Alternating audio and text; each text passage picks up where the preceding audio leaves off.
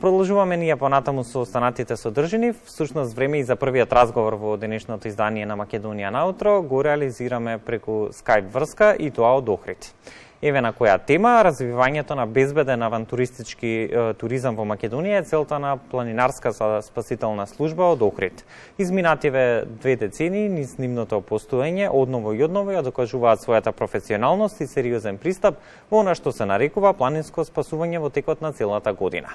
Зимата е предност, а очигледно со снегот се зголемуваат и можностите за несреќи на планина. Со какви интервенции се соочуваат во зимскиот период и со какви капацитети и опрема всушност располага службата и колку е подготвена пред почетокот на оваа престојна зимска планинска сезона. Во Македонија наутро преку Skype утринава ни гостува Антонио Додевски, раководител на планинската спасителна служба. Антонио, добро утро и добро ни дојдовте. Добро утро. Како е утринава во Охрид? Па малку врнежливо, но не е лошо. Да, впрочем, и ни цела Македонија утринава врнежливо, впрочем, во текот на ноќта имаше врнежи, очигледно имаме и влажни коловози, уште еднаш веќе препорачаме во контекст на внимателноста и внимателно возење, каде и да се упатуваат утринава нашите гледачи.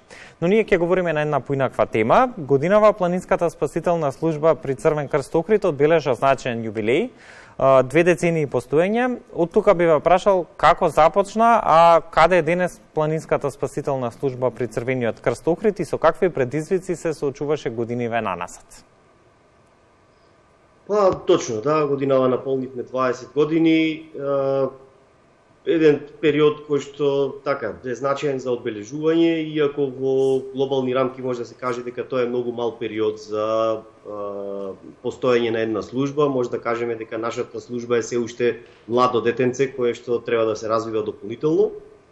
Во секој случај пред 20 години на мое големо задоволство лично, значи сум учесник во формирањето заедно со и поголем дел од луѓето кои ден денес се волонтери во службата, што укажува на тоа дека не само службата, не само желбата да се помогне некому, туку и другарството е она кое што е основен мотив за начин за да се одржи целиот овој систем. Пред 20 години беше многу тешко да се верува во една идеја дека еден ден ќе имаме служба која ќе може рамо до рамо да биде на сите нивоа со останатите служби во развиениот свет. Особено што денес ние сме единствена служба која овозможува 24-часовно покривање, имаме сопствен оперативен центар, така што во регионот околу Охридското езеро може да се каже дека безбедноста е на многу повисоко ниво од претходно.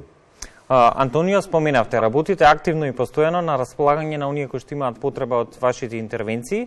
Ако ги погледнеме оние статистики со кои што располагате, колку интервенции има реализирано спасителниот тим досега и како се движи бројот на повици последниве години? Па и бројот интервенции, вкупниот број интервенции во целиот овој период е навистина голем, веќе троцифрени бројки се во прашање. Мора да споменеме тука дека бројките никогаш не се реални, бидејќи ние немаме генерален систем во државата за спасување, односно голем дел од интервенциите кои не се пријавени, луѓето сами ги решаваат, особено во руралните зони, кога има одредени несреќи, повреди на луѓе, сами се организираат со теренски превозни средства, комшиите, пријателите излегуваат во пресрет. И токму поради тоа не може да се каже дека ние со сигурност имаме точната бројка.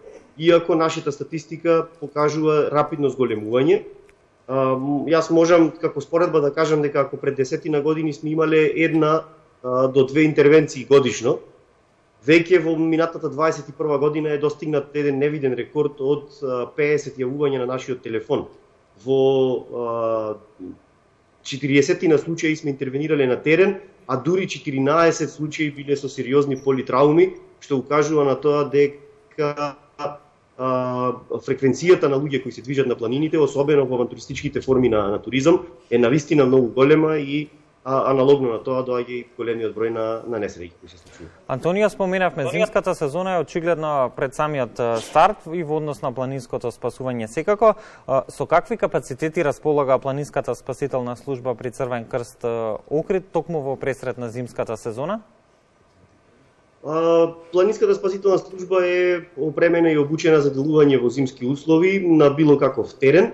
За среќа, значи, станува збор пред се за софистицирана опрема за мобилност, односно за брз пристап во случај на несреќи во зимски услови. Секако мора да кажеме дека и возилата со кои што располагаме и опремата со која што располагаме не се seможни, односно не можат да стигнат секаде за кратко време како што истото би било во летни услови, меѓутоа значително ја подобруваат мобилноста.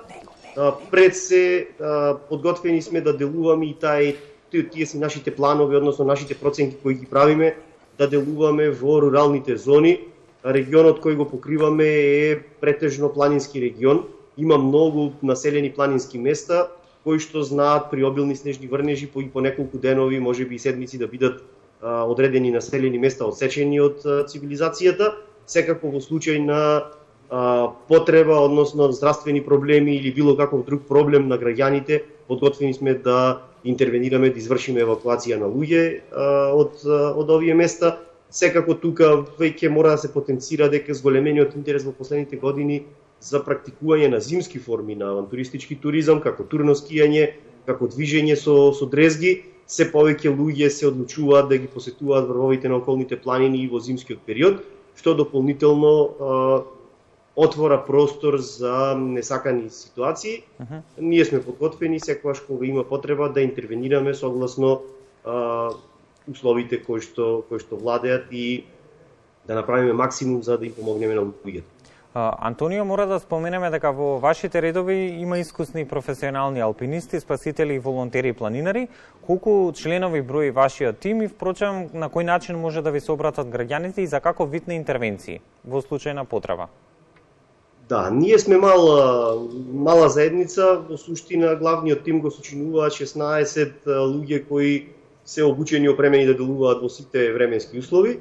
Дополнително имаме двајца лекари кои значително луѓе кои се специјалисти во своите области, значително го подобруваат медицинскиот капацитет на тимот и имаме уште поголем број од 30 волонтери во така наречениот проширен логистички состав, кои се многу искусни планинари, луѓе кои постојано се на планина и кои апсолутно стојат на располагање секогаш кога е потребно поголем број на луѓе да помогнат во овие случаи. Нашиот оперативен центар делува 24 часа, како што кажавме на почетокот. Краткиот број за повикување е 1312, меѓутоа може луѓето да не повикуваат и дури преку останатите броеви на полицијата, брзата помош, противпожарната, кои што се многу покористени, попознати во случајот, и секако на новиот европски број за интервенции 112, со кој што веќе имаме соработка, така што се она што се случува во нашиот регион, а е поврзано со комплексен планински терен, повиците едноставно доаѓаат кај нас. Така што многу е важно граѓаните да повикаат помош во вистинско време, односно да не губат време, да не се обидуваат сами да импровизираат, затоа што ефектите и ефикасноста на операциите се многу се зголемува доколку навремено го добиеме повикот. Како планинска спасителна служба при Црвен крст од Охрид, како една од најефикасните впрочем во земјава, кои се вашите препораки при секое одење на планина, особено во зимскиот период, со цел да се избегнат оние насакани незгоди? Да, ние секогаш, без разлика за кој период од годината станува збор, потенцираме дека најголемата опасност на планина е самиот човек, односно неговото незнаење. Многу е важно луѓето да бидат соодветно едуцирани, да користат соодветна опрема и соодветно да ги планираат турите кои ги планираат, независно дали станува збор за лето или за зима. Она што е карактеристично за зимата и мора да се спомене е спецификите, односно зголемените објективни опасности на зима, тоа се ниските температури, студот и краткотрајноста на денот, секако и покриеноста на земјата со снежна покривка, која може многу да го отежни движењето и планираната тура од 2 часа некогаш да се претвори во тура од 7-8 па и повеќе часови, така што едноставно луѓето мора да бидат подготвени за она што ги очекува на терен, да бидат соодветно едуцирани и да користат соодветна опрема. Со оглед на времето кое што ни преостанува за разговор, ќе се обидам последните две прашања да ги скомбинирам во едно. Годинава за прв пат се одржа Национален конгрес за планинско спасување, на кој што учества зедоа 14 организации од земјава. Која беше неговата цел, какви искуства се разминија на него и колку е важна онаа финансиска поддршка од страна на општините и државата со цел да можат спасителните служби да функционираат непречено и онака како што треба?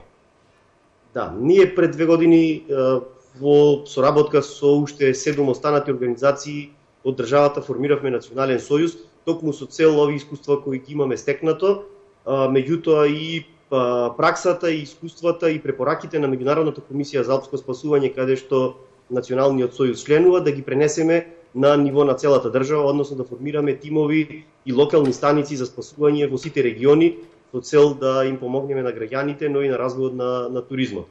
А оваа година го одржавме првиот национален конгрес, на кој што учествува 14 организации. Целта на конгресот примарно пренесеме последните најновите информации од светот на спасувањето, кои што на некој начин како информација беа пренесени на последниот конгрес во октомври, кој се одржа во Монтро во Швајцарија. И другата цел беше секако да зацртаме план и програма по која што планираме да ги развиваме локалните станици во останатите градови од државата. Она што е приоритет и што го дефиниравме сите како нужност во овие моменти е воспоставување на легислатива за планинско спасување. Мора да бидеме искрени, во нашата држава не постои соодветна регулација на оваа проблематика. Ќе работиме напорно тука со државните институции и тоа подразбира од една страна регулирање на дејноста, регулирање на правата и обврските на луѓето кои го прават ова, но од друга страна и соодветна помош за да можеме системите кои ги градиме да бидат ефикасни. Бидејќи без помош од државните и локалните власти едноставно е невозможно. Спасувањето не е профитабилна работа. Луѓето кои работат се волонтери, меѓутоа системот е еден навистина голем потрошувач, затоа што станува збор за софистицирана опрема, софистицирани возила кои треба постојано да се одржуваат и да бидат во добра кондиција, и затоа нужно е поддршката од властите, особено во делот на безбедност и спасување на сопствените граѓани, а секако индиректно тоа влијае и на развојот на туризмот. Антонио, благодарам за одвоеното време и денешното гостување во утринската програма на Македонската телевизија. Благодариме за тоа што утринава ги споделивте со нас сите оние практични совети и секако сето она на што треба да бидеме внимателни доколку во овој зимски период се движиме во планинските предели. Споменавме спасителна служба, но и соодветен систем за планинско спасување по сите светски стандарди, она на што треба да се работи очигледно и во идните години. Благодарам уште еднаш. Благодарам на поканата.